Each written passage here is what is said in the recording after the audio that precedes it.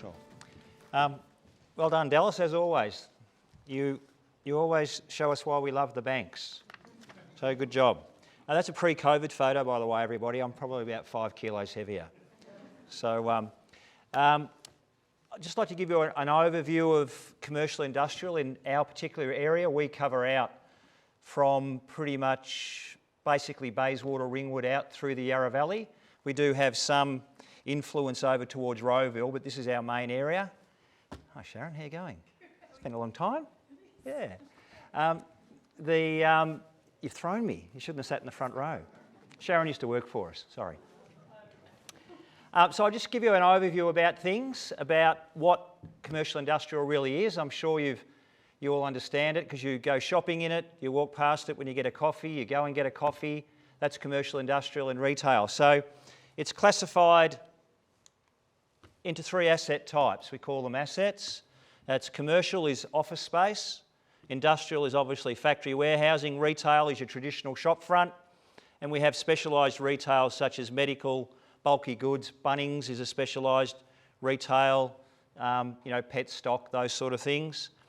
And these assets can be either freehold or strata title. Just like groups of units, there'll be strata titled shops as well, and freehold shops. Some investors, like residential investors, would rather just have a freehold asset rather than a strata title and having to deal with other owners. But the way things are developed in modern times, they're mainly strata title now. What do C&I owners look like? Well, they tend to accept higher risk. They have a higher risk profile than residential. Residential is a bit more easier to get into. Understand is probably another way of saying. They accept market disturbances for long-term gains, where residential, and I'm talking to both here, I'm sure, a lot of residential investors tend to get a bit jumpy when the market shifts, where industrial or commercial investors tend to ride it out for the long term in the hope or knowing that things will improve. They also tend to hold property longer than residential investors. Residential investors, I think, tend to look at capital growth or market gain in their investment, so they watch the market a bit closer from that perspective, and if they think the market's shifting to their advantage, they'll probably consider selling, where commercial industrial tend to stay in it a bit longer because the capital gain's important, but it's also a cash flow investment, is generally how they work. This is an interesting statistic. Commercial industrial people or investors tend to own multiple properties. The percentage is higher. When I looked at industry figures and I compared them with our own, it was quite interesting. We mirror very much the industry. 4% of residential investors own more than one property, but 22% of commercial industrial investors own more than one property. So once they get a portfolio rolling, they tend to continue in that portfolio. The other thing that they tend to do is they're not usually restricted by geographical boundaries. Often an axiom in residential investment is buy in the area that you know, so you can drive past it. But commercial industrial, they cast the net quite wide. We've got landlords that we look after, and I looked at one today. We don't look after the suburbs that he's in, but he's Lilydale, Braeside, Mooroolbark, Albury, South Croydon and Warrnambool. So we look after the local ones, but he's looked further afield to get a good return on his investment. This is an interesting crossover too. Only 3 to 4% of commercial industrial owners cross over into residential, and probably because they enjoy a less fussy investment. Residential you tend to have more contact with your tenant over time, or your property managers certainly do. Commercial industrial is not so much face-to-face. Once the tenant's up and running, they're not ringing up about leaky taps and things like that, because under a commercial lease, tenants have more responsibility for maintenance and other items than a residential tenant, which is often why residential investors will often come in and say, oh, well, I'm thinking about this because I'm a bit tired of, maintenance at my property. What's the difference between residential and commercial? And I'll go through it with them. but you've got to have the right risk profile because there is risk.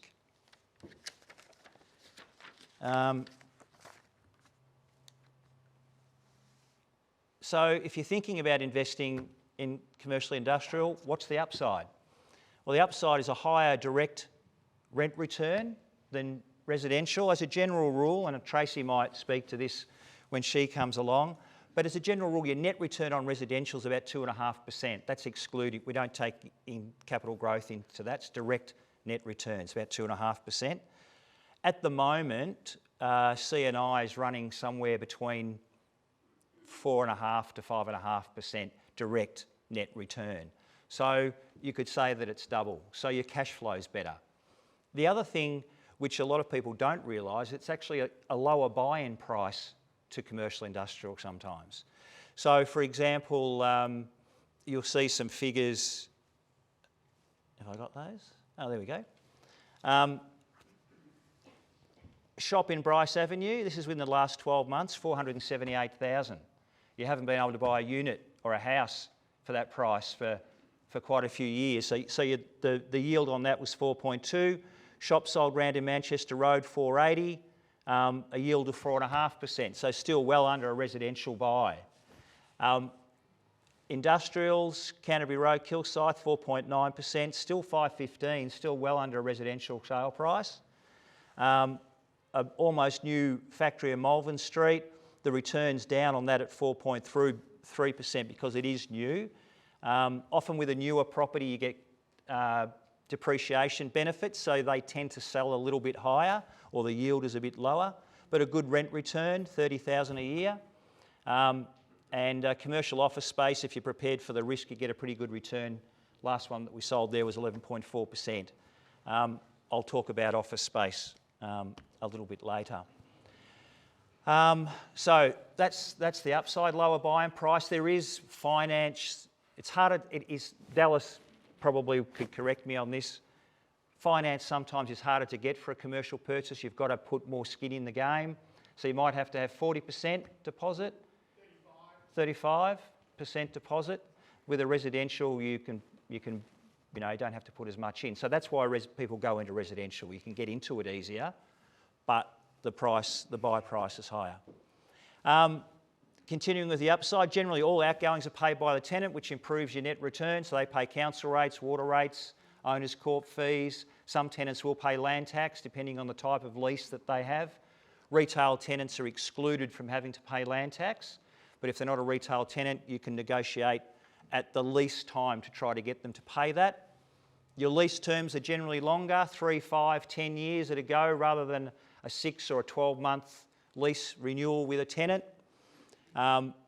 You negotiate your rent increases when you're negotiating your lease with a tenant into the property. Popular incremental rent increases were 3 or 4% or CPI. So those owners that when CPI was 0.8% and we were negotiating 3% reviews prior to COVID, we were pretty happy with that. Now the CPI is running at 6.1%, and some of my owners who we negotiated 3% out of are not so happy, but that's just life. Generally lower maintenance responsibilities, as I've mentioned. Commercial tenants in general, less damage, not much you can do to a factory, 4 concrete walls, an iron roof, and if it's a nice clean tenancy, it's a trouble-free and less stressful type of tenancy. You've also got a stronger legal position with a commercial tenant. We've all heard about the trials and tribulations at VCAT, but worst case scenario with your commercial tenant, if they haven't paid their rent within a certain period of time, you can change the locks. So, and that's within a 30-day period, basically. Doesn't happen very often, but it is there. It is there to use. So we talked about the numbers. So what's the downside? So there is always a bit of a downside to everything. We have lower or slower capital growth, but don't panic, there is still capital growth. Commercial is sensitive to economic conditions. As a general rule, commercial property follows the economy. So if the economy is doing well, commercial values, rents will rise. If the economy falls, then both those two parameters will fall as well. With longer leases, you will get longer, on the other side, you get longer vacancy periods. Jeff, when I first started working at Methven's, Jeff Ernie once said to me is that people have always got to live somewhere. So that's either they buy or they rent. So if you need to find a tenant for a house, you might only have to adjust your rent $5 or $10 a week to get it let if it's been empty for a couple of weeks. But if you've got a vacant shop or a factory, you need a business to go into that. So someone's got to have a business that needs that so that they can run an income and make a living from. That could take 3 or 6 months at times. And I'm sure you've driven in some suburbs when you've seen those old retail strips where the shops have been empty for 3 or 4 years. So that's the risk that it comes with. The comment about vulnerable to changes in supply, what that means is that if you've got a classic one, if people know Coldstream very well at all, you've got the estate out at Coldstream, and in the early 70s they built a strip of shops there. The theory was you'd have the butcher, the baker and the candlestick maker there, and the mums would walk down there and do their shopping with the pram. The minute that the second car came to the household, those sort of strips just died in the backside because mum could drive into Lilydale and shop at Coles instead of having to do it locally. So the fact that Lilydale developed, it left Coldstream behind, that was a change in supply, and those shops were impacted. And look, that sort of thing never recovers because you could lease a shop at Coldstream for $500 a month. Main Street Lilydale is $3,500 a month. But they've got the business and Coldstream hasn't. So that's always a consideration. And your value and the yield of your commercial property is linked to your lease profile. So it all comes back to how much rent you get, how long your lease is. So they're the critical factors. Basically, if your rent drops, your capital value of your property will drop as well, particularly in retail. Not so much industrial, because industrial has a market which is also driven by owner-occupiers, where retail are generally just investors. Talking about capital growth, this is an interesting slide. We've been around for a while, so we can track properties that have been sold. We might not have sold them initially, but we've been part of them sometimes. So there's a group of shops that are east of Coles, 91 Bryce Avenue. In 1989, when they were first developed, they were selling at $240.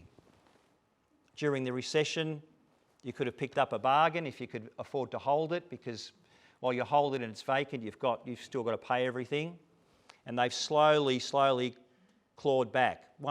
People would say it's probably not been a good investment unless you bought during the recession.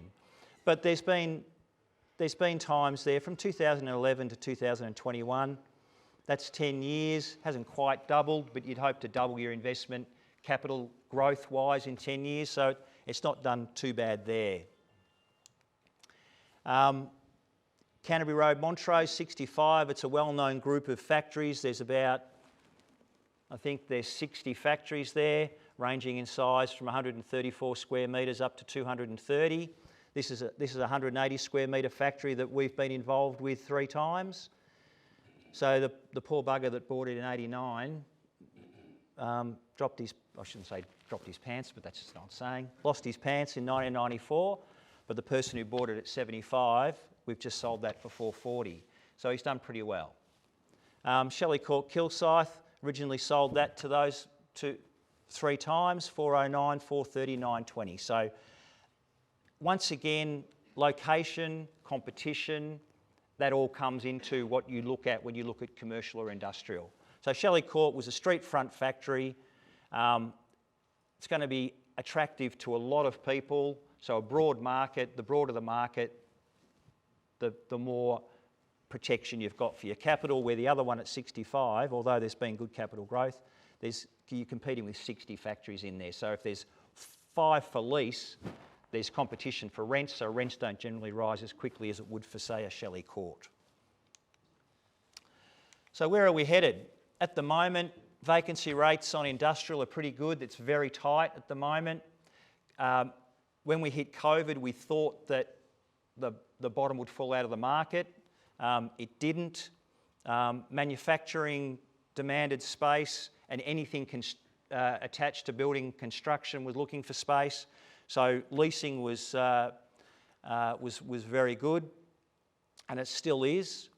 Commercial office space at the moment is oversupplied, what we call oversupplied for obvious reasons. Companies realise that their staff can work from home, and that hasn't changed so much. The city is probably going through a fairly tough time at the moment. Their vacancy rate last I looked at was about 16.3%. So it doesn't sound like a lot for a percentage, but when you talk about square metres available for lease, it's a lot. And retail, since COVID is stagnating, its vacancy rates are about 5 to 7.8%. So, like economists, we need to predict something. So we think at the moment industrial still has a strong outlook. Rents are going okay. They're rising in line with CPI, and capital growth has been strong, but predictions are it may have peaked given the rising costs for everybody. Commercial office space will remain depressed as it's oversupplied, and retail is probably going to enter a challenging phase. Renting increases will be nominal and capital growth will be moderate because they'll be linked to your rent increases.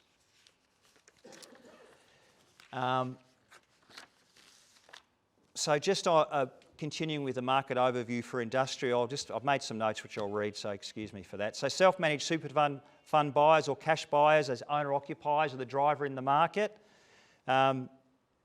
Investors left the industrial market because prices were rising too high and rents weren't rising with it, so the returns weren't there, so they came out of it.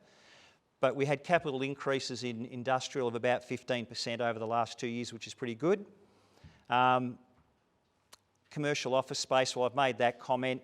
The unfortunate thing is that predictions for office space in our region are quite negative, given it requires micro or small business demand out this way. And through COVID, everybody's realised they can work from home. So that's going to be tough for the next couple of years, we think. And retail leasing and sales took a hit during COVID due to mainly because the government introduced a formula that landlords had to apply to their commercial tenants to give them rent relief to get them through COVID. And a lot of those tenants now, retail tenants particularly, haven't really gained any momentum after opening. They've also are going to be carrying a burden of paying back deferred rent because they have to pay back rent that they didn't pay. And CPI's up, their costs are up, so we're expecting it to be challenging for retail tenants, and we're experiencing that with our rent collection. Our delinquency rate is going up a little bit. We're spending a lot of time chasing rent to make sure that it comes in somewhere on time, but it is challenging. And there's longer lease-up times for retail as well. So the market overall, it's a bit of a wait and see. We're all seeing if the crystal ball will be cloudy or clear. We're not quite sure yet, so can't give you an affirmative on that. So why would you buy C&I property given I've given a little bit of a negative thing? Well, it's still going okay. It's a diversification from other forms of investment. You have your high yield, cash flow, and if you're an owner-occupier, you have security of your own property, your own building. The important thing is to make sure you do your due diligence, and I hate this, location, location, location. Everybody says that, but it's really true for commercial industrial. The location attracts the tenant, so if you've got a good location, you'll always have a tenant. Understand the risks and make sure you do your due diligence. That's about it. If anybody would like to talk to me after everybody's spoken, I'd be more than happy to talk to you. Finance particularly is important for commercial industrial, and Dallas has helped a number of our clients with that, so he's right up with commercial industrial financing. Enjoy the rest of the evening and thanks for your time.